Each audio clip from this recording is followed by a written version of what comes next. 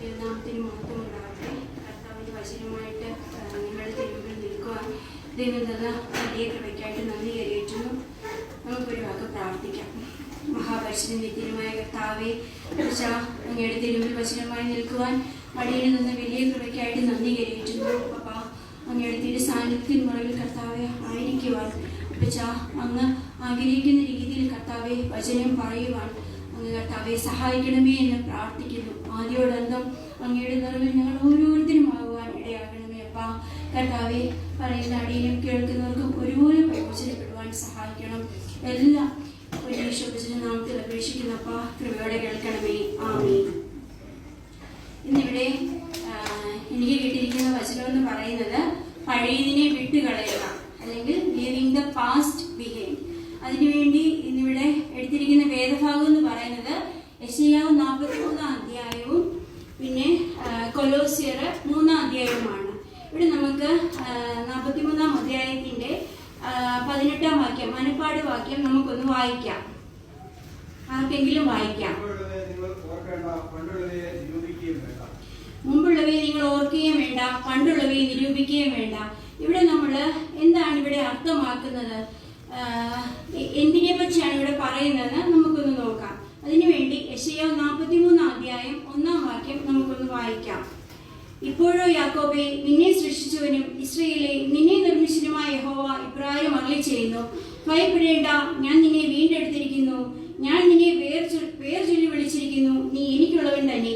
നീ വെള്ളത്തിൽ കൂടി കിടക്കുമ്പോൾ ഞാൻ നിന്നോടുകൂടി ഇരിക്കും, നീ നദികളിൽ കൂടി കിടക്കുമ്പോൾ അവ നിന്റെ മീതെ കവിയുകയില്ല. നീ തീയിൽ കൂടി നടന്നാൽ വെന്തു പോകുകയില്ല, അഗ്നിജ്വാല നിന്നെ ദഹിപ്പിക്കുകയുമില്ല. ഇവിടെ 2ാമത്തെ വാക്യത്തിൽ പറയുന്ന നീ വെള്ളത്തിൽ കൂടി കിടക്കുമ്പോൾ ഞാൻ നിന്നോട് കൂടി ഇരിക്കും, നീ നദികളിൽ കൂടി കിടക്കുമ്പോൾ അവ നിന്റെ മീതെ കവിയുകയില്ല, നീ തീയിൽ കൂടി നടന്നാൽ വെന്തു പോകുകയുമില്ല, അഗ്നിജാല നിന്നെ ദഹിപ്പിക്കുകയുമില്ല. ഇവിടെ ഈ വാക്യത്തിൽ എന്താണ് നമ്മൾ അർത്ഥമാക്കുന്നത്? നമ്മളാണെങ്കിൽ ഈ യാക്കോബ് എന്ന് പറയുന്ന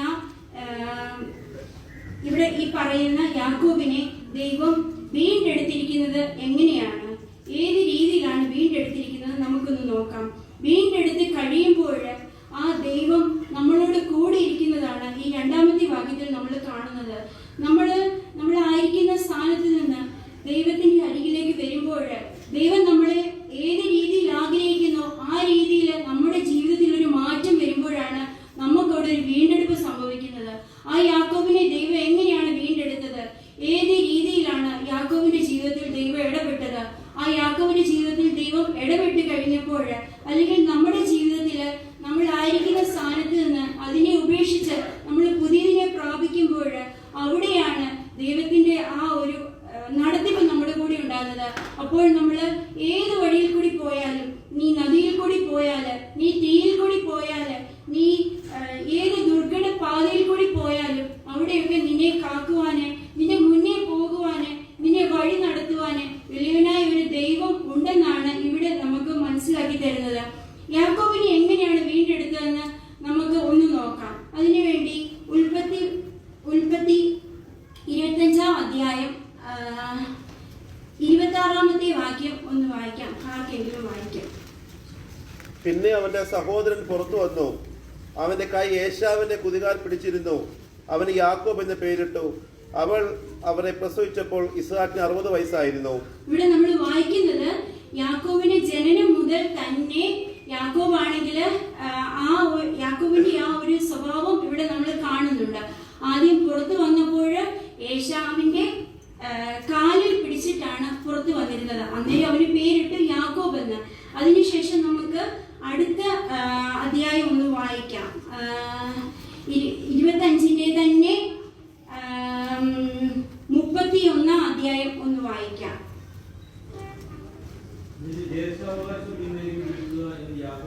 ഇവിടെ 2ാമത് യാക്കോബിന്റെ സ്വഭാവത്തിൽ ഒരു ഇതെന്ന് പറയുന്നത് നിന്റെ ജ്യേഷ്ഠാവകാശം എനിക്ക് വിൽക്കുക. അതിനുശേഷം നമുക്ക് അടുത്തത് വായിക്കാം. ഉൽപ്പത്തി 25 18 19 20 27 19 18 19 20. അപ്പന്റെ അടുക്കൽ ചെന്ന് അപ്പ എന്ന് പറഞ്ഞതിന് ഞാനിതാ, നീ ആർ മകനെ എന്നവൻ ചോദിച്ചു. യാക്കോബ് അപ്പനോട്, ഞാൻ നിന്റെ ആദ്യജാതൻ ഏശാവ്, എന്നോട് കൽപ്പിച്ചത് ഞാൻ ചെയ്തിരിക്കുന്നു. എഴുന്നേറ്റിരുന്ന് എന്റെ വേട്ടയിറച്ചി തിന്ന എന്നെ അനുഗ്രഹിക്കാമേ എന്ന് പറഞ്ഞു. ഇസ്ഹാക്ക് തന്റെ മകനോട്, മകനെ നിനക്ക് ഇത്ര വേഗത്തിൽ കിട്ടിയത് എങ്ങനെയെന്ന് ചോദിച്ചതിന്, നിന്റെ ദൈവമായ യഹോവ എന്റെ നേർക്ക് വരുത്തി തന്നു എന്ന് അവൻ പറഞ്ഞു. ഇവിടെ നമ്മൾ ഈ വായിച്ച വേദഭാഗങ്ങളിലെല്ലാം യാക്കോബിന്റെ സ്വഭാവത്തെയാണ് നമ്മൾ കാണുന്നത്. ആദ്യം പുറത്തു വന്നപ്പോൾ സഹോദരന്റെ കുതികാൽ പിടിച്ചിരുന്നു. അതിനുശേഷം ഏശാവിന്റെ നിസ്സഹായ അവസ്ഥയിൽ എന്താണ് ചെയ്തത്? തന്റെ ജ്യേഷ്ഠാവകാശം ഏശാവിൽ നിന്ന് നേടിയെടുത്തു. അതിനുശേഷം പിന്നെ നമ്മൾ കാണുന്ന എന്താണ്? തന്റെ പിതാവിൽ നിന്ന് തന്റെ ജ്യേഷ്ഠന് കിട്ടേണ്ട അനുഗ്രഹത്തെ അതും നേരായ വഴിയിൽ കൂടിയല്ല നേടിയെടുത്തത്. അതും പിതാവ് ചോദിക്കുമ്പോൾ ഒരു മടിയും കൂടാതെ യാക്കോബ് പറയുന്നുണ്ട്, നീ ആരെന്ന് ചോദിക്കുമ്പോൾ ഞാൻ ഏശാവെന്ന് പറയുന്നുണ്ട്. പിന്നീട് പിതാവ് ചോദിക്കുന്നു, നിനക്ക് എങ്ങനെ ഇത്ര പെട്ടെന്ന് നിനക്ക് വേട്ടയിറച്ചി കിട്ടിയെന്ന് ചോദിക്കുമ്പോൾ അവിടെയും മടി കൂടാതെ പറയുന്നുണ്ട്, നിന്റെ ദൈവമായ യഹോവ എന്റെ നേർക്ക് വരുത്തി തന്നു എന്ന് അവൻ പറയുന്നുണ്ട്. ഈ ഓരോ അധ്യായത്തിലും നമ്മൾ യാക്കോബിന്റെ സ്വഭാവം അല്ലെങ്കിൽ യാക്കോബിന്റെ രീതിയാണ് നമ്മളിവിടെ കാണുന്നത്. ഇവിടെയൊക്കെ പക്ഷേ യാക്കോബ് ഈ രീതിയിലൊക്കെ മുന്നോട്ട് പോയപ്പോഴും നമ്മൾ വേദഭാഗങ്ങൾ വായിച്ചു കഴിഞ്ഞാൽ അബ്രഹാമിന്റെയും ഇസ്ഹാക്കിന്റെയും യാക്കോബിന്റെയും ദൈവം എന്നാണ് നമ്മൾ കാണുന്നത്. ആ യാക്കോബിനെ എങ്ങനെയാണ് അവിടെ അബ്രഹാമിന്റെയും ഇസ്ഹാക്കിന്റെയും അതേ സ്ഥാനത്ത് ആ യാക്കോബ് വന്നത്, അല്ലെങ്കിൽ ആ യാക്കോബിനെ ദൈവം എങ്ങനെയാണ് മാറ്റിയെടുത്താണ് നമ്മളിവിടെ കാണാൻ പോകുന്നത്. ഇവിടെയാണെങ്കിൽ നമ്മൾ മുന്നോട്ടുള്ള വേദഭാഗങ്ങൾ വായിക്കുമ്പോൾ കാണാം, തന്റെ പിതാവിന്റെ ആഗ്രഹപ്രകാരം ലാബാന്റെ അരികിൽ പോയി അവിടെ കടന്നു ചെല്ലുന്നത് കാണാം. പിന്നെ അവിടെ 14 വർഷം ലാബാനെ സേവിക്കുന്നതും പിന്നീട് തന്റെ ജീവിത പങ്കാളികളെ നേടുന്നതും കാണാം. ഈ പോകുന്ന വഴിയിലൊക്കെ യാക്കോബിന്റെ കൂടെ ദൈവത്തിന്റെ അനുഗ്രഹം ഉണ്ടായിരുന്നു. എങ്ങനെയാണ് അത് നമുക്കൊന്ന് നോക്കാം. 28-ാം അധ്യായം ഉൽപ്പത്തി 28-ാം അധ്യായം 13 മുതൽ 15 വരെയുള്ള വാക്യങ്ങളൊന്ന് വായിക്കാം. ഉൽപ്പത്തി 28-ന്റെ 13 മുതൽ 15 വരെയുള്ള വാക്യം. അബീമേലെക്ക് യഹോവ എന്ന് അരുളിച്ചെയ്തത്, ഞാൻ നിന്റെ പിതാവായ അബ്രഹാമിന്റെ ദൈവവും ഇസ്ഹാക്കിന്റെ ദൈവമായ യഹോവയാകുന്നു. നീ കിടക്കുന്ന ഭൂമിയെ ഞാൻ നിനക്കും നിന്റെ സന്തതിക്കും തരും. നിന്റെ സന്തതി ഭൂമിയിലെ പൊടിപോയാകും. നീ പടിഞ്ഞാറോട്ടും കിഴക്കോട്ടും വടക്കോട്ടും തെക്കോട്ടും പരക്കും. നീ മുഖാന്തരവും നിന്റെ സന്തതി മുഖാന്തരവും ഭൂമിയിലെ സകല വംശങ്ങളും അനുഗ്രഹിക്കപ്പെടും. ഇതാ ഞാൻ നിന്നോട് കൂടെയുണ്ട്. നീ പോകുന്നിടത്തൊക്കെ നിന്നെ കാത്ത് ഈ രാജ്യത്തേക്ക് നിന്നെ മടക്കി വരുത്തും. ഞാൻ നിന്നെ കൈവിടാതെ നിന്നോട് അരുളിച്ചെയ്തെന്ന് വർത്തിക്കും. ഇവിടെ യാക്കോബിന്റെ ആണെങ്കിൽ യാക്കോബിനെ ദൈവം അനുഗ്രഹിക്കുന്നതാണ് നമ്മൾ കാണുന്നത്. അതുപോലെ തന്നെ നമ്മൾ 15-ാം അധ്യായം ഉൽപ്പത്തി 15-ാം അധ്യായം 5-ാം വാക്യത്തിൽ കാണുന്നുണ്ട്. പിന്നെ അവനെ പുറത്തു കൊണ്ടുവന്നു. നീ ആകാശത്തേക്ക് നോക്കുക, നക്ഷത്രങ്ങളെ എണ്ണുവാൻ കഴിയുമെങ്കിൽ എണ്ണുക എന്ന് കൽപ്പിച്ചു. നിന്റെ സന്തതി ഇങ്ങനെയാകുമെന്നും അവനോട് കൽപ്പിച്ചു. ഇവിടെ പറയുന്നത് ദൈവം അബ്രഹാമിനോട് പറയുന്നതാണ് നമ്മൾ കാണുന്നത്. ഈ ഒരു അനുഗ്രഹമാണ് യാക്കോബിന്റെ ജീവിതത്തിലുടനീളം ഉണ്ടായിരുന്നത്. യാക്കോബ് ഏതൊക്കെ രീതിയിൽ ആദ്യം മുതലേ നമ്മൾ നോക്കിക്കഴിഞ്ഞാൽ യാക്കോബ് എല്ലാം ഒരു വളഞ്ഞ വഴിയിൽ കൂടിയായി എല്ലാം നേടിയെടുക്കുന്നത്. തന്റെ സ്വയത്തിൽ ആശ്രയിച്ചുകൊണ്ട് ദൈവത്തിലുള്ള ഒരു ആശ്രയം നമ്മൾ ഇതിലെങ്ങും കാണുന്നില്ല. പക്ഷെ യാക്കോബ് ലാബാന്റെ അരികിൽ പോകുന്ന വഴിമധ്യേ ദൈവത്തിന്റെ അനുഗ്രഹവും യാക്കോബിന് ലഭിക്കുന്നുണ്ട്. അവിടെ പറയുന്നുണ്ട്, നിന്റെ പിതാവായ അബ്രഹാമിന്റെയും ഇസ്ഹാക്കിന്റെയും ദൈവമാണെന്ന് പറയുന്നുണ്ട്. ആ അനുഗ്രഹം യാക്കോബിന്റെ കൂടെ ഉണ്ടായിരുന്നിട്ടും യാക്കോബിന്റെ സ്വയത്തിൽ മുന്നേറിക്കൊണ്ടിരിക്കുകയായിരുന്നു. ദൈവം യാക്കോബിൽ ഇടപെടുന്നതും അതാണ്. കാരണം തന്റെ വിശ്വാസികളുടെ പിതാവായ അബ്രഹാമിന്റെയും ഇസ്ഹാക്കിന്റെയും കൂടെ യാക്കോബിന്റെ പേര് വരണമെങ്കിൽ ഈ ഒരു സ്വയത്തിൽ വിശ്വസിക്കുന്ന ഒരു യാക്കോബിനെ അല്ലായിരുന്നു ദൈവത്തിന് വേണ്ടിയത്. അബ്രഹാമിനെ പോലെ ദൈവത്തിൽ ആശ്രയിക്കുന്ന, അല്ലെങ്കിൽ ഇസ്ഹാക്കിനെ പോലെ ആ ദൈവത്തെ അറിയുന്ന, അല്ലെങ്കിൽ ക്ഷമയോടെ ദൈവത്തിന്റെ മറുപടിക്കായിട്ട് കാത്തിരിക്കുന്ന ഒരു യാക്കോബിനെയായിരുന്നു ദൈവത്തിന് വേണ്ടിയത്. നമുക്കിനിയും യാക്കോബിന്റെ ജീവിതത്തിൽ ദൈവം എപ്പോഴാണ് ഇടപെട്ടതെന്നും കൂടെ നമുക്കൊന്ന് നോക്കാം. ആ ഇടപെടലും കൂടെ നമുക്കൊന്ന് നോക്കാം. ഉൽപ്പത്തി 32-ാം അധ്യായം 22-ാം വാക്യം ഒന്ന് വായിക്കാവോ?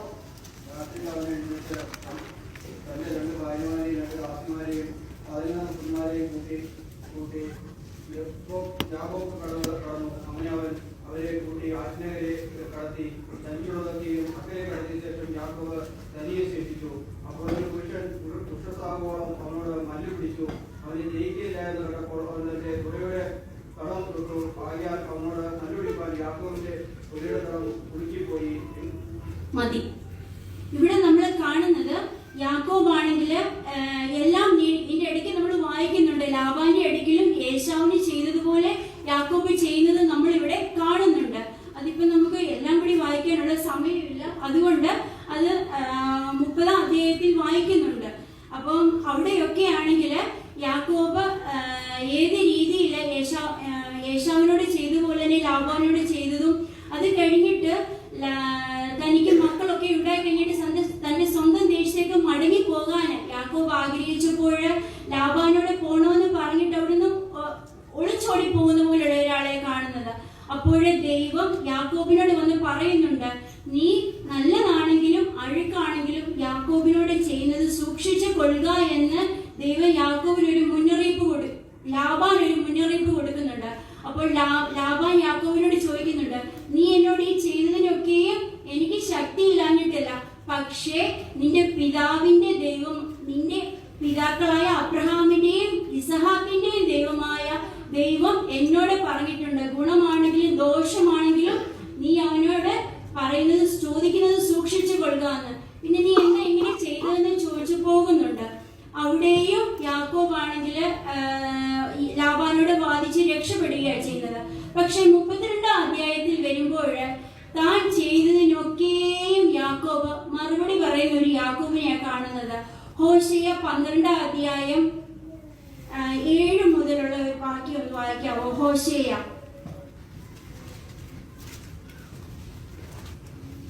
അവനൊരു കനാന്യനാകുന്നു, കള്ളത്തുലാസ് അവന്റെ കൈകൊണ്ട് പീഡിപ്പിക്കാൻ അവൻ ആഗ്രഹിക്കുന്നു. എന്നാൽ എത്രയും ഞാൻ സമ്പന്നനായി തീർന്നു, എനിക്ക് ധനം കിട്ടിയിരിക്കുന്നു. എന്റെ സകല പ്രയത്നങ്ങളിലും പാപമായ യാതൊരു അകൃത്യവും എനിക്ക് കണ്ടെത്തുകയില്ല എന്നിങ്ങനെ പറയുന്നു. അതല്ല, സോറി. ഹോശേയ 12-ാം അധ്യായം 2 മുതൽ 5 വരെ. അവൻ യാക്കോബിനെ അവന്റെ നടപ്പിന് തക്കവണ്ണം സന്ദർശിക്കും, അവന്റെ പ്രവൃത്തിക്ക് തക്കവണ്ണം അവന് പകരം കൊടുക്കും. അവൻ ഗർഭത്തിൽ വെച്ച് തന്റെ സഹോദരന്റെ കുതികാൽ പിടിച്ചു, തന്റെ പുരുഷപ്രായത്തിൽ ദൈവത്തോട് പൊരുതി, അവൻ ദൂതനോട് പൊരുതി ജയിച്ചു. അവൻ കരഞ്ഞ് അവനോട് അപേക്ഷിച്ചു, അവൻ ബെഥേലിൽ വെച്ച് അവനെ കണ്ടെത്തി, അവിടെ വെച്ച് അവൻ നമ്മോട് സംസാരിച്ചു. ഇതാണ് യാക്കോബിന്റെ ജീവിതത്തിൽ സംഭവിച്ചത്. യാക്കോബ് ചെയ്ത ഓരോന്നിനും യാക്കോബ് ആ 32-ാം അധ്യായം യബ്ബോക്ക് കടവിന്റെ അവിടെ വെച്ച് ദൂതൻ യാക്കോബിനോട് മല്ല് പിടിക്കുന്ന സമയത്ത് യാക്കോബ് ചിന്തിക്കുന്നത്, യാക്കോബിന്റെ ജീവിതത്തിൽ നിന്ന് ഓരോന്നായിട്ട് അഴിഞ്ഞു പോകുന്നതാണ് ഇവിടെ കാണുന്നത്. നമ്മളൊന്ന് ചിന്തിച്ച് നോക്കിക്കേ, ഒരു ദൈവത്തിന്റെ ദൂതനോട് അല്ലെങ്കിൽ ഒരു ദൈവത്തിനോട് ഒരു മനുഷ്യന് മല്ല് പിടിക്കാൻ കഴിയുമോ? ഒരിക്കലും കഴിയത്തില്ല. മോശ പറയുന്നുണ്ട്, എന്നെ നിന്റെ മഹത്വം കാണിക്കണം, അല്ലെങ്കിൽ എനിക്ക് നിന്നെ കാണുമെന്ന് പറയുമ്പോൾ ദൈവം മോശയോട് പറയുന്നുണ്ട്, നിനക്ക് എന്നെ കാണാൻ കഴിയുകയില്ല, എന്നെ കാണുന്നവരാരും ജീവിച്ചിരിക്കില്ല, അല്ലെങ്കിൽ ഞാൻ കടന്നു പോകുമ്പോൾ നീ ഒരു വൃക്ഷത്തിന് പുറകിൽ നിന്ന് എന്റെ തേജസ് പുറകിൽ നിന്ന് നീ കാണുക എന്ന് പറയുന്നുണ്ട്. അത്രയ്ക്ക് മഹത്വവാനായ ഒരു ദൈവത്തിനോട് മല്ല് പിടിക്കാൻ ഒരു മനുഷ്യന് കഴിയുമോ? ഇവിടെ നമ്മൾ എന്താണ് ഇതിൽ നിന്ന് മനസ്സിലാക്കുന്നത്? യാക്കോബ് എന്ന് പറഞ്ഞ വ്യക്തി തന്റെ സ്വയത്തിൽ നിന്ന് ഓരോന്നായിട്ട് അഴിഞ്ഞു പോകുന്ന വെറും ഒരു യാക്കോബായിട്ട് അവസാനം നിന്റെ പേരെന്തെന്ന് ചോദിക്കുമ്പോൾ തന്റെ സഹോദരനിൽ നിന്ന് നേടിയെടുത്ത ജ്യേഷ്ഠാവകാശത്തെ മറന്നു പോകുന്ന, തന്റെ പിതാവിൽ നിന്ന് സഹോദരന് ലഭിക്കേണ്ട അനുഗ്രഹത്തെ മറന്നു പോകുന്ന, ലാബാനിൽ നിന്ന് നേടിയെടുത്തതിനെ എല്ലാം ഓർക്കുക പോലും ചെയ്യാത്ത, പേരെന്തെന്ന് ചോദിക്കുമ്പോൾ ഓടിപ്പോകാൻ കഴിയാതെ ഒരു നിസ്സഹായ അവസ്ഥയിൽ യാക്കോബ് എന്ന് പറയുന്ന തന്റെ സ്വയത്തിൽ നിന്ന് അഴിഞ്ഞു പോകുന്ന ഒരു യാക്കോബിനെയാണ് ഇവിടെ നമ്മൾ കാണുന്നത്. അവിടെ പറയുന്നു, നീ ദൈവത്തോടും മനുഷ്യരോടും മല്ല് പിടിച്ച് ജയിച്ചുകൊണ്ട് നിന്റെ പേര് ഇനി യാക്കോബ് എന്നല്ല, നിന്റെ പേര് ഇനി എന്താണ്? ഇസ്രായേൽ എന്ന് വിളിക്കപ്പെടും. ആ യാക്കോബിനെ ദൈവം അവിടെയാണ് വീണ്ടെടുത്തത്. തന്റെ സ്വയത്തിൽ നിന്ന് തന്നെ കൊണ്ട് എല്ലാം കഴിയും എന്നുള്ള ആ ഒരു ചിന്തയിൽ നിന്ന് ദൈവത്തിലേക്ക് യാക്കോബിനെ ദൈവം കൊണ്ടുവരുന്നതാണ് കാണിക്കുന്നത്. ഇനി നമ്മൾ താഴോട്ടുള്ള അധ്യായങ്ങൾ വായിച്ചു കഴിഞ്ഞാൽ നമ്മൾ കാണും, ഇവിടെ നിന്ന് പുതിയൊരു യാക്കോബിനെയാണ് കാണുന്നത്. തന്റെ സഹോദരനെ കാണുമ്പോൾ കെട്ടിപ്പിടിച്ച് കരയുന്ന യാക്കോബിനെ, അതിനകത്ത് ഒരു വാക്യമുണ്ട്, 33-10 അതിന് യാക്കോബ്, അങ്ങനെയല്ല, എന്നോട് കൃപയുണ്ടെങ്കിൽ എന്റെ സമ്മാനം എന്റെ കയ്യിൽ നിന്ന് വാങ്ങണമേ. ദൈവത്തിന്റെ മുഖം കാണുന്നത് പോലെ ഞാൻ നിന്റെ മുഖം കാണുകയും നിനക്ക് എന്നോട് ദയ തോന്നുകയും ചെയ്തുവല്ലോ. ഞാൻ അയച്ചിരിക്കുന്ന കാഴ്ച വാങ്ങണമേ. ദൈവം എന്നോട് കൃപ ചെയ്തിരിക്കുന്നു, എനിക്ക് വേണ്ടുവോളോ കൃപ ചെയ്തിരിക്കുന്നു. ഇതാണ് യാക്കോബ്. നമ്മള് സത്യം പറഞ്ഞാല് നമ്മളെ പോലുള്ള ഒരാൾക്ക് നമുക്കാണെങ്കിൽ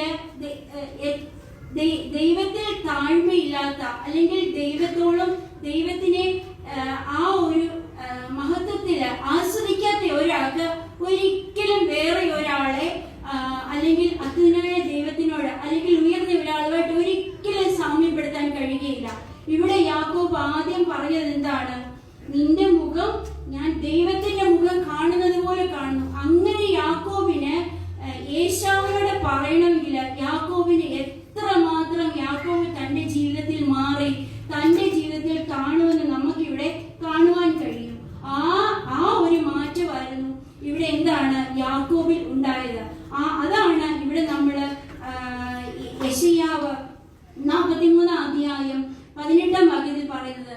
യാക്കോബിനെ വീണ്ടെടുത്തതുപോലെ നമ്മൾ മുമ്പുള്ളതിനെ ഒന്നും ഓർക്കേണ്ട, നമ്മുടെ കഴിഞ്ഞ കാലങ്ങളൊന്നും ഓർക്കേണ്ട.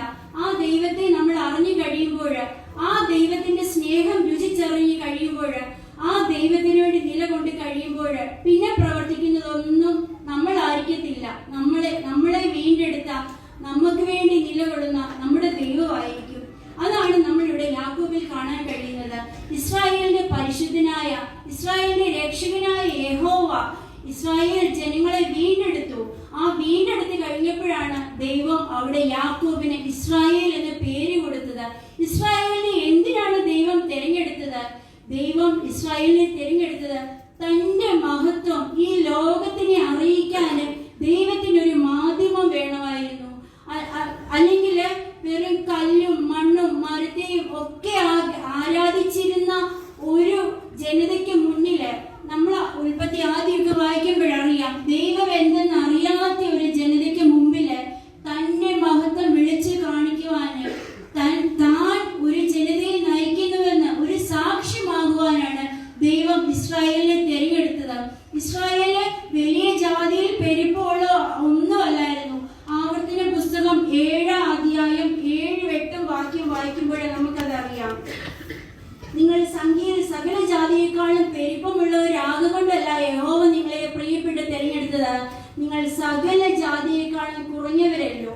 ഒരുപാട് പേര് എണ്ണത്തിൽ ഉണ്ടെങ്കിൽ ആ മഹത്വവില എന്തിനു പോകും?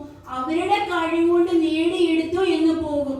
എന്നാല് പെരുപ്പത്തിൽ കുറഞ്ഞവരെ, എളിയവരെ ദൈവം തിരഞ്ഞെടുക്കുമ്പോൾ ആ മഹത്വം മുഴുവൻ ആർക്ക് കിട്ടും? ദൈവത്തിന് കിട്ടും.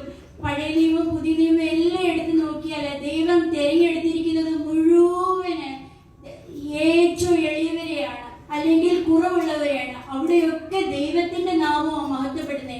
ഈ ഇസ്രായേൽ എന്ന് നമ്മളാണെങ്കിൽ ഇപ്പൊ കേൾക്കുമ്പോൾ എന്ത് പറഞ്ഞേ? ദൈവത്തിന്റെ സ്വന്തം ജനം, തലമുറകളായിട്ട് അതിന് യാതൊരു മാറ്റമില്ല. നമ്മുടെ ദൈവം അതാ ആഗ്രഹിക്കുന്നത്. ഇസ്രായേൽ ജനത ആ ദൈവത്തിന്റെ മുന്നില് ജീവനുള്ള ഒരു ദൈവം ഉണ്ടെന്നുള്ളതിന്റെ ഏറ്റവും വലിയൊരു സാക്ഷ്യമായി ഇസ്രായേൽ ജനത. നമ്മള് പഴയ നിയമം വായിക്കുമ്പോൾ കേൾക്കാം, ഇസ്രായേൽ എന്ന് കേൾക്കുമ്പോൾ ജാതികളുടെ രാജാക്കന്മാർ വിറയ്ക്കും. കാരണം ജീവനുള്ളതിനെ ഒന്നും അവർ കണ്ടിട്ടില്ല. പക്ഷെ അവർക്കറിയാം അവരെ മുന്നിൽ നിന്ന് നയിക്കുന്ന എന്തോ ഒരു ശക്തിയുണ്ടെന്ന്.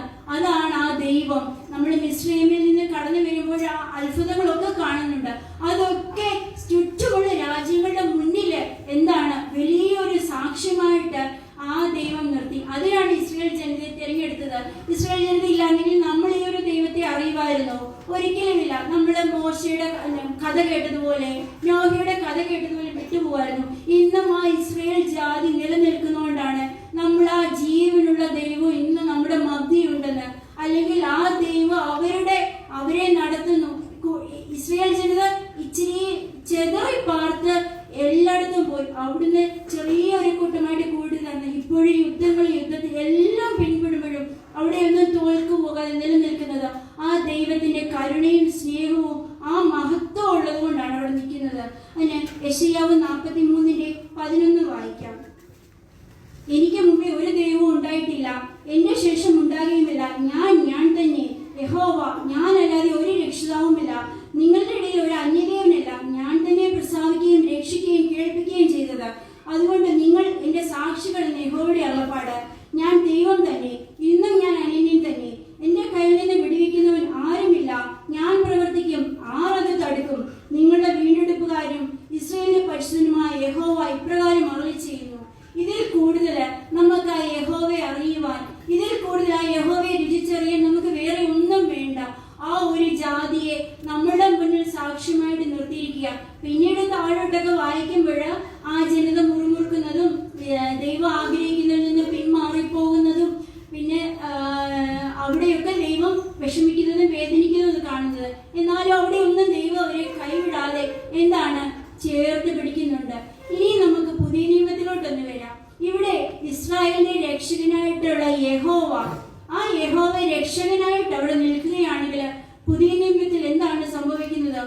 ഇസ്രായേലിന്റെ രക്ഷകനായ യഹോവ തന്റെ പുത്രനെ, അല്ലെങ്കിൽ നമ്മുടെ പിതാവ് തന്റെ പുത്രനെ പുതിയ നിയമത്തിൽ നമുക്ക് മധ്യേ തന്നു. തൊടാന്, കണ്ട് സംസാരിക്കുവാന്, നമ്മളെ പോലെ ഒരു മനുഷ്യനായിട്ട്. പഴയ നിയമത്തിൽ നമ്മൾ കണ്ടു കഴിഞ്ഞാൽ ഒരിക്കൽ പോലും ഇസ്രായേലിലെ രക്ഷകൻ അല്ലാതെ പിതാവെ അവർ വിളിക്കുന്നില്ല. അവര് പിതാവെന്ന് വിളിക്കുന്നത് അബ്രഹാമിനെ, യാക്കോബ് പിതാവ്, അല്ലെങ്കിൽ ഇസ്ഹാക്ക്, ഇങ്ങനെ വിളിക്കുന്നത്. പുതിയ നിയമത്തിൽ വരുമ്പോൾ അവർ പിതാവെന്ന് വിളിക്കുന്നത് ആരെയാ? ദൈവത്തെ. ആര്? നമ്മളെ വിളിക്കുന്നത്. നമുക്ക് ഒരു വലിയ പദവി നേടിത്തന്നത് ആരാ? നമുക്ക് വേണ്ടി ഈ ഭൂമിയിൽ ജനിച്ച, നമ്മളെ വീണ്ടെടുക്കുവാൻ വന്ന നമ്മുടെ യേശുക്രിസ്തു വഴിയാണ് നമുക്ക് എന്ത് കിട്ടിയത്? ആ ഒരു പിതാവേ എന്നുള്ള ആ ഒരു നമുക്ക് നേരിട്ട് ചെല്ലുവാനുള്ള ആ ഒരു മഹത്വം നമുക്ക് കിട്ടിയത്. ആ പിതാവിനെ നമുക്ക് നേരിട്ട് അറിയുവാൻ, രുചിച്ചറിയുവാനുള്ള ആ ഒരു വലിയ കൃപ നമുക്ക് ലഭിച്ചത്. ഇതെനിക്ക് പഠിച്ചപ്പോഴേ എനിക്ക് മനസ്സിലായ കാര്യം. ഞാനിത് പറയണ്ടെന്ന് വെച്ചത്, പക്ഷെ എനിക്ക് പറയാതിരിക്കാൻ പറ്റുന്നില്ല. പഴയ നിയമത്തിലാണെങ്കിൽ അബ്രഹാമും ഇസ്ഹാക്കും യാക്കോബും ആണെങ്കിൽ, പുതിയ നിയമം എനിക്ക് പലപ്പോഴും മനസ്സിലായത്, പഴയ നിയമം എന്ന് പറയുന്നത് പുതിയ നിയമത്തിൽ നടക്കാൻ പോകുന്ന കാര്യങ്ങളെ ദൈവം അതുപോലെ വരച്ച് കാട്ടിയിരിക്കുന്നതാ. പഴയ നിയമത്തിൽ അബ്രഹാമാണ് പിതാവെങ്കിൽ പുതിയ നിയമത്തിൽ നമുക്ക് പിതാവായിട്ട് ആ ഇസ്രായേലിന്റെ രക്ഷകൻ, ആ പിതാവ് ഇസ്ഹാക്ക്, അബ്രഹാമിന് ദൈവം കൊടുത്ത അനുഗ്രഹമാണെങ്കിൽ നമ്മളെ വീണ്ടെടുക്കുവാൻ ദൈവം തന്ന തന്റെ സ്വന്തം പുത്രനാണ് യേശുക്രിസ്തു. യാക്കോബോ, ദൈവം വീണ്ടെടുത്ത യാക്കോബ്. നമുക്ക് കിട്ടിയ പരിശുദ്ധാത്മാവോ വീണ്ടെടുക്കുന്നവർക്ക് മാത്രം, ആ പുത്രനെ സ്വീകരിക്കുന്നവർക്ക് മാത്രം കിട്ടുന്ന വലിയ അനുഗ്രഹമാ പരിശുദ്ധാത്മാവ്. ഇതിൽ കൂടുതൽ നമ്മൾ ഈ പുതിയ നിയമത്തിൽ ജീവിക്കുമ്പോൾ, നമ്മൾ ഈ ലോകത്തിൽ ജീവിക്കുമ്പോൾ നമുക്ക് നമ്മുടെ ജീവിതത്തിൽ നേടാൻ വേറെ ഒന്നും വേണ്ട.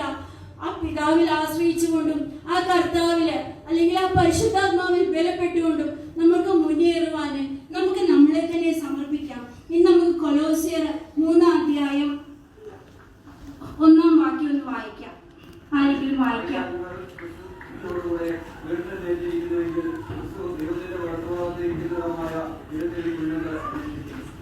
ഈ കൊലോസ്യർ 3-1 വാക്യത്തിൽ വായിക്കുന്നത്, നമ്മളെ ക്രിസ്തുവിനോടുകൂടെ ഉയർത്തെഴുന്നേറ്റുവെങ്കിൽ മരിച്ചുപോയ നമ്മുടെ പഴയ മനുഷ്യൻ, നമ്മൾ ക്രിസ്തുവിനെ രക്ഷിതാവായിട്ട് സ്വീകരിച്ചു കഴിഞ്ഞാൽ തൊട്ടടുത്ത നിമിഷം നമ്മൾ ക്രിസ്തുവിൽ കൂടി പുതിയ ഒരാളാകുക ചെയ്യുന്നത്. അങ്ങനെ നമ്മൾ ക്രിസ്തുവിൽ കൂടി പുതിയ ഒരാളായി ആകുകയാണെങ്കിൽ പിന്നെ എന്താണ് സംഭവിക്കുന്നത്? അവിടെ നമ്മൾ ക്രിസ്തു അന്വേഷിക്കുന്ന ഉയരത്തിലുള്ളത് അന്വേഷിക്കും. ക്രിസ്തു നമ്മുടെ ഈ ലോകത്തിലുള്ളതിനെയോ അല്ലെങ്കിൽ ഈ ലോകത്തിലുള്ളതിന്റെ പുറകെ ഒന്നുമല്ല ക്രിസ്തു പോകുന്നത്. തന്റെ പിതാവിൽ നിന്ന്, തന്റെ പിതാവ് എന്താണ് പറയുന്നത്, തന്റെ പിതാവ് എന്താണ് കാണാൻ ആഗ്രഹിക്കുന്നത്, തന്റെ പിതാവ് എന്താണ് കേൾക്കാൻ ആഗ്രഹിക്കുന്നത്, എപ്പോഴും ക്രിസ്തു ഉയരത്തിലുള്ളതാണ് നോക്കുന്നത്. നമ്മൾ എന്ത് ചെയ്യണം? അതുപോലെ ഉയരത്തിലുള്ളവരെ നോക്കണം. നമുക്കാണെങ്കിൽ അതിന് നമുക്ക് കഴിയുമെന്ന് നമുക്ക് നോക്കാം. മത്തായി 6-33 വാക്യം ആരെങ്കിലും ഒന്ന് വായിക്കാവോ?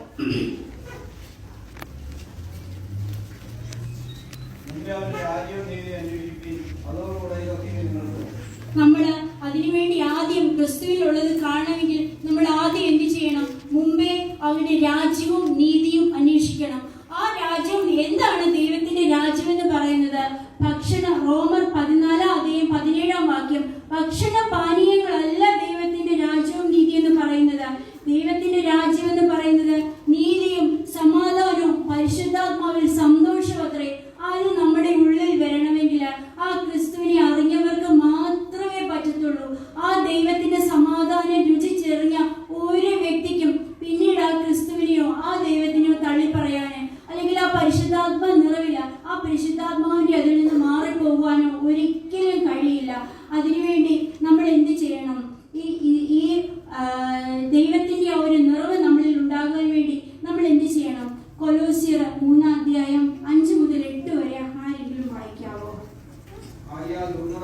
അശുദ്ധി, അതിരാഗം, ദുർമോഹം, വിഗ്രഹാരാധന, അത്യാഗ്രഹം ഇങ്ങനെയുള്ള പൂർവ്വയിലുള്ള നിങ്ങളുടെ അവയവങ്ങളെ ധരിപ്പിക്കുകയും ഈ വക നിമിത്തം ദൈവകോപം അനുസരണം കെട്ടവരുമായി വരുന്നു.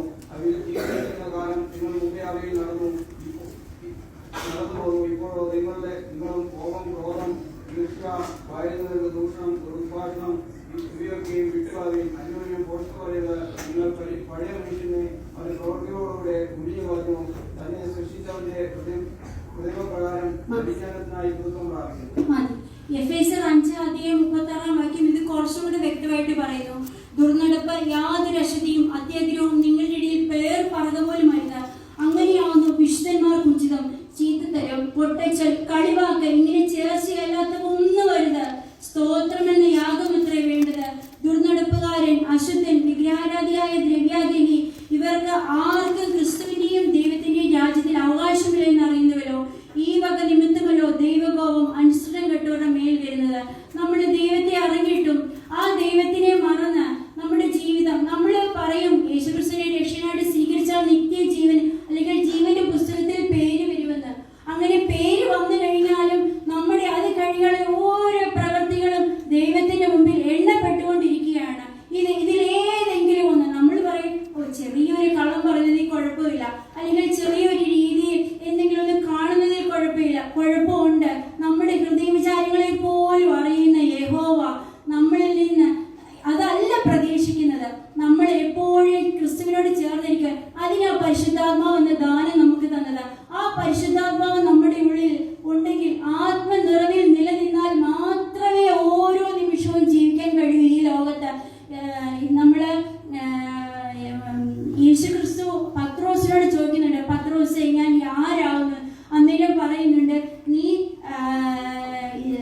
ദൈവത്തിന്റെ മകനായ ക്രിസ്തു ആവുന്നു എന്ന് പറയുന്നുണ്ട്. തൊട്ടടുത്ത നിമിഷം പറയുന്നുണ്ട്, എന്താണ്, ഞാൻ എന്റെ പിതാവിന്റെ അരികിലോട്ട് പോകുമ്പോഴെന്ന് പറയുമ്പോൾ പത്രോസ് പറയുന്നുണ്ട്, അയ്യോ ഞങ്ങളെ വിട്ടു പോകലെന്ന്. അപ്പം ക്രിസ്തു പറയുന്നുണ്ട്, സാത്താനെ ഇനി വിട്ടുപോകുന്ന. അപ്പൊ തന്നെ ദൈവത്തിന്റെ ഒരു നിറവും പത്രോസിലുണ്ട്. തൊട്ടടുത്ത നിമിഷം അങ്ങനെ ദൈവത്തിനോട് ചേർന്നിരിക്കുന്ന പത്രോസിലുണ്ടെങ്കിൽ നമ്മൾ എത്രമാത്രം നമ്മൾ സൂക്ഷിച്ച് ജീവിച്ചാൽ ഒക്കുമെന്ന് നമുക്കൊന്ന് ചിന്തിക്കാം.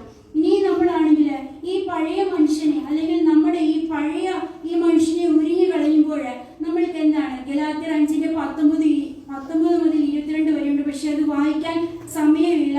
അവിടെയും ഇത് തന്നെയാണ് പറയുന്നത്. നമ്മൾ ഉരുങ്ങി കളഞ്ഞു കഴിയുമ്പോൾ നമ്മൾക്ക് എന്ത് സംഭവിക്കും? നമ്മൾ കൊലോസ്യർ 3:12-13 വാക്യം. അതുകൊണ്ട് ദൈവത്തിന്റെ വൃദ്ധന്മാരും വിശുദ്ധന്മാരും പ്രിയരുമായി മനസ്സലിവ്, ദയ, താഴ്മ, സൗമ്യത, ദീർഘക്ഷമ എന്നിവ ധരിച്ചുകൊണ്ട് അന്യോന്യം പോർക്കുകയും ഒരുവനോട് ഒരുവൻ വഴക്കുണ്ടായാൽ തമ്മിൽ ക്ഷമിക്കുകയും ചെയ്തി. കർത്താവ് നിങ്ങളോട് ക്ഷമിച്ചതുപോലെ നിങ്ങൾക്ക് ക്ഷമിക്കുവാൻ കഴിയും. ഇതെല്ലാം നമ്മുടെ ഉള്ളിൽ നിന്ന് പോയാൽ മാത്രമേ നമുക്ക് ആ ക്രിസ്തുവിന്റെ സ്നേഹം നമ്മുടെ ഉള്ളിൽ വരത്തുള്ളൂ. ആ ക്രിസ്തുവിന്റെ സ്നേഹം വരുമ്പോൾ 2 കൊരിന്ത്യർ 5:17 പറയുന്നുണ്ട്, ഒരുത്തൻ ക്രിസ്തുവിലായാൽ അവൻ പുതിയ സൃഷ്ടിയാവുന്നു, പഴയത് കഴിഞ്ഞുപോയി, ഇതാ അത് പുതിയതായി തീർന്നിരിക്കുന്നു. നമ്മള് പിന്നെ കഴിഞ്ഞ കാര്യങ്ങൾ ഓർത്ത്, അയ്യോ പണ്ടിങ്ങനെയായിരുന്നല്ലോ അങ്ങനെ അതൊന്നും ഓർക്കേണ്ട കാര്യമില്ല.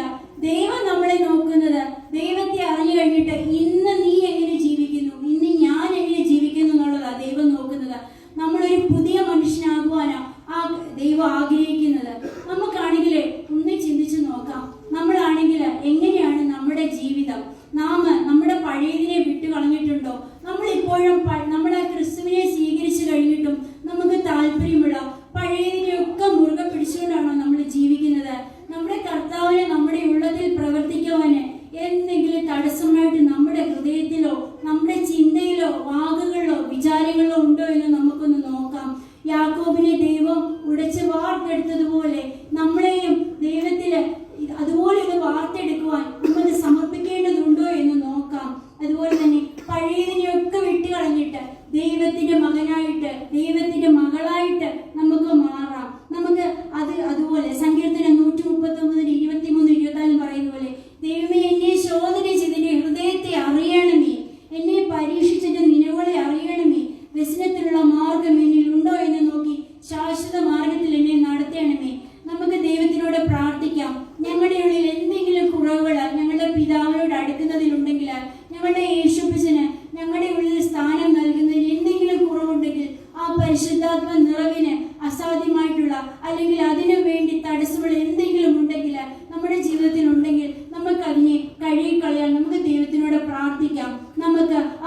ദൈവകൃപയിൽ നിലനിൽക്കുവാൻ, ദൈവത്തിൽ ബലപ്പെടുവാന്, ആ ക്രിസ്തുവിന്റെ നല്ല സാക്ഷികളായിട്ട് ഇസ്രായേൽ ഇന്നും ദൈവത്തിന്റെ സാക്ഷികളായിട്ട് നിൽക്കുന്ന പോലെ നമ്മുടെ ക്രിസ്തു വരുവോളം നമ്മൾ ആ ക്രിസ്തുവിന്റെ നല്ല സാക്ഷികളായിട്ട് നിൽക്കുവാന് നമുക്കൊരു തീരുമാനമെടുക്കാം. നമുക്ക് അതിനുവേണ്ടി ഒന്ന് ശോധന ചെയ്യാം. നമുക്ക് ദൈവത്തിനോടൊന്ന് പ്രാർത്ഥിക്കാം.